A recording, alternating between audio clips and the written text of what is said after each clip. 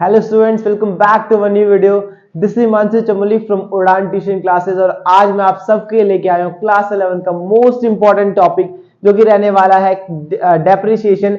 आज हम इस चैप्टर को सबसे इजीएस्ट तरीके से सॉल्व करेंगे और जिस भी बच्चे का कोई भी डाउट है आप इस वीडियो को देखो और अपने सारे डाउट को क्लियर करो। जल्दी से आइए वीडियो को स्टार्ट करते हैं मेरे साथ और बेसिक कंसेप्ट समझते हैं डेप्रिसिएशन के। सो चलिए स्टूडेंट्स, आज हम डेप्रिसिएशन का मीनिंग समझते हैं, इसके थोड़ा और चीजें देखते हैं इसमें क्या क्या इस चैप्टर में हमको पढ़ना है। तो चलिए स्टार्ट करते हैं। सबसे पहले हम मीनिंग से देखते हैं कि व्हाट एक्चुअली डेप्रिसिएशन, क्या मीनिंग होता है डेप्रिसिएशन का। तो डेप्रिसिएशन का मीनिंग हमको पता होना चाहिए कि डेप्रिसिएशन मीनिंग होता है reduction in the value of fixed assets, या फिर बोल सकते हैं हम टेंजिबल एसेट की वैल्यू में जब रिडक्शन आता है तो उसे क्या बोलते हैं, हम डेप्रिसिएशन बोलते हैं। फॉर एग्जांपल, हमारे पास कोई मशीनरी है जिसको हमने आज 2024 में खरीदा है, जिसकी वैल्यू सपोज करके हमने मान लिया 1 लाख रुपीस। तो क्या ये आफ्टर 6 मंथ, आफ्टर 12 मंथ क्या इसकी वैल्यू सेम 1 लाख रहेगी? Not possible. तो जब पॉसिबल उसकी वैल्यू जो हो जाएगी वो कम होती रहेगी तो उसे क्या बोलते हैं, हम डेप्रिसिएशन बोलते हैं। उसके रीजन बहुत सारे हो सकते हैं। रीजन हम ले सकते हैं कि भाई हमने उसको बहुत यूज कर लिया, या फिर हम बोल सकते हैं कि उसका कोई पार्ट खराब हो गया, या फिर अब ये सब थे आपके पास डेप्रिसिएशन का मीनिंग। चलो आज हम सीखते हैं कि हमारे पास कितने मेथड्स होते हैं डेप्रिसिएशन कैलकुलेट करने के। तो आप लोगों के पास क्लास 11 में दो ही मेथड है डेप्रिसिएशन कैलकुलेट करने के। The first one is a straight line method. The first one is a straight line method. Straight line method को हम बोल सकते हैं शॉर्ट में SLM मेथड। क्या बोलते हैं? SLM method. And the second one is the diminishing value या फिर रिटर्न डाउन वैल्यू मेथड बोलते हैं। क्या बोलते हैं?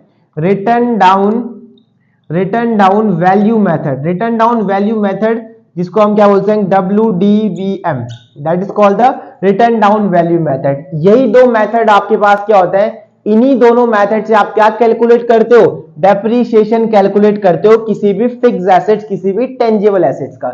चलो आज हम सीखते हैं हमारे पास the most important, the most demanding topic of class 11 जो कि आपका स्ट्रेट लाइन मेथड है, जिसके आपके पास काफी क्वेश्चन एग्जाम में देखने को मिलते हैं। चलो जल्दी से इसको देखते हैं, इसमें हमने क्या क्या चीज और देखनी है। चलो जल्दी से हम देखते हैं straight line method. Straight line method में आपके पास 3 नाम से और जान सकते हैं स्ट्रेट लाइन को, क्योंकि सबसे पहला नाम क्या होता है स्ट्रेट लाइन मेथड, जिसको आप SLM मेथड बोलते हो। Then second one is the fixed installment method and third one is the original cost method. ये 3 जो नाम होते हैं, इन्हीं तीनों नाम से हमारे पास जो पहला मेथड होता है स्ट्रेट लाइन मेथड, और उसके 2 अलग नाम क्या होते हैं, fixed installment method and the second one is the original cost method. सबसे पहले इसका मीनिंग समझते हैं कि भाई फिक्स्ड इंस्टॉलमेंट या फिर स्ट्रेट लाइन मेथड का क्या मीनिंग होता है। तो याद रखना, जब भी आप स्ट्रेट लाइन मेथड के अंदर कोई भी डेप्थ कैलकुलेट करोगे, या फिर आप कोई भी डेप्थ स्ट्रेट लाइन मेथड के अंदर जब कैलकुलेट करते हो तो उसका जो डेप्थ की वैल्यू होती है वो हर साल सेम होती है। कहने का मतलब क्या है, अगर 2021 में आपने कोई मशीनरी ली है तो उस साल में जो आपने जो डेप्थ कैलकुलेट करोगे वही हर साल सेम डेप्थ उसमें लगता रहेगा। इसका मतलब डेप्थ उसका किसी भी साल में चेंज नहीं होगा। इसको हम देखते हैं फॉर्मूले के साथ जल्दी से। चलो स्टूडेंट्स, आज हम देखते हैं calculation of depth under the SLM method. कभी भी आपको SLM मेथड के अंदर में कभी भी डेप्थ कैलकुलेट करना है तो कैसे निकालते हैं उसको देखते हैं। उसका आप लोग फॉर्मूला भी लिख सकते हो। फॉर्मूला होता है मेरे पास, इसका फॉर्मूला होता है डेप्थ इज इक्वल्स टू, इसका फॉर्मूला होता है depth is equals to cost including the expenses. Always remember, cost में कभी भी आप कोई मशीनरी लोगे उसमें याद रखना उसके एक्सपेंस को इंक्लूड करना। एक्सपेंस मतलब कि आपने कोई मशीनरी ली है, उसको लाते टाइम कोई खर्चा हुआ है, that is called the expense. उसको हम क्या करते हैं, मशीनरी की कॉस्ट में ऐड करते हैं। तो कॉस्ट माइनस कर देंगे उसे स्क्रैप वैल्यू। स्क्रैप वैल्यू मतलब होता है कि भाई आफ्टर कुछ सर्टेन टाइम बाद, जब मशीनरी की लाइफ पूरी हो जाती है उसके बाद जो भंगार की वैल्यू होती है, जो कबाड़ की value which is called the scrap value जो होते हैं, उसको हम यहाँ पे माइनस कर देते हैं upon working life. Working life आप सभी को पता होगी। वर्किंग लाइफ मतलब ये होता है कि ये मशीनरी कितने टाइम चलेगी। तो कभी भी आपको स्ट्रेट लाइन से कोई डेप्थ निकालना हो तो ऑलवेज रिमेंबर स्टूडेंट्स कि आपके पास ये फॉर्मूला याद होना चाहिए। सो चलिए स्टूडेंट्स, अब इसी फॉर्मूले को अप्लाई करते हुए एक क्वेश्चन को लिखते हैं। एक क्वेश्चन है आपके पास, द कॉस्ट ऑफ मशीनरी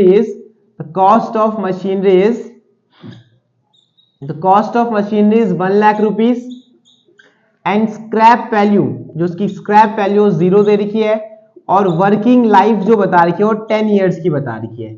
अब इसमें लिखा होगा कैलकुलेट द डेप्थ, तो कैसे निकालेंगे, मैंने आपको ऑलरेडी फॉर्मूला बता रखा है। फॉर्मूला क्या होता है, depth is equals to cost कितनी है भाई, कॉस्ट यहाँ पे 1 लाख रुपीज दे रखी है, तो कॉस्ट माइनस स्क्रैप वैल्यू जो कि 0 है अपॉन वर्किंग लाइफ कितनी आ जाएगी 10, तो इसकी वैल्यू कितनी आएगी 10,000, कितनी आ जाएगी भाई डेप्थ की वैल्यू 10,000 आ जाएगी।